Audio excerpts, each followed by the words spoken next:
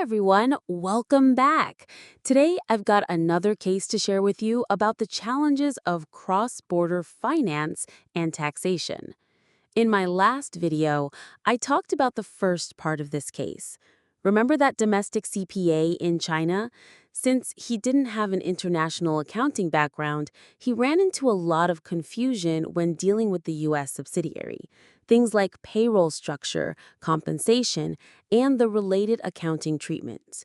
If you haven't seen that one yet, go check it out. And if you like this kind of content, don't forget to like, subscribe, and save this channel. All right, let's get into today's topic, part 2 of my consultation with this company. Now, this is a holding company, and they wanted to use QuickBooks to manage their U.S. subsidiaries' sales, purchasing, payroll, and a few other things. Since so many employees would be using QuickBooks, their big concern was, how do we set different roles and permissions so that everyone has the tools they need, but the sensitive data stays protected? They gave me a list of all the roles: finance staff, executives, management, purchasing, sales, HR, and support staff.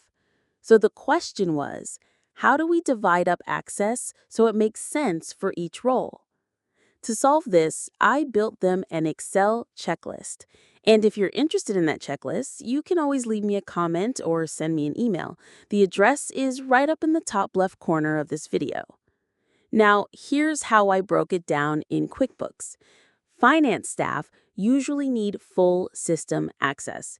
Things like viewing reports, setting budgets, importing journal entries, maintaining accounts, checking sales data, and managing costs.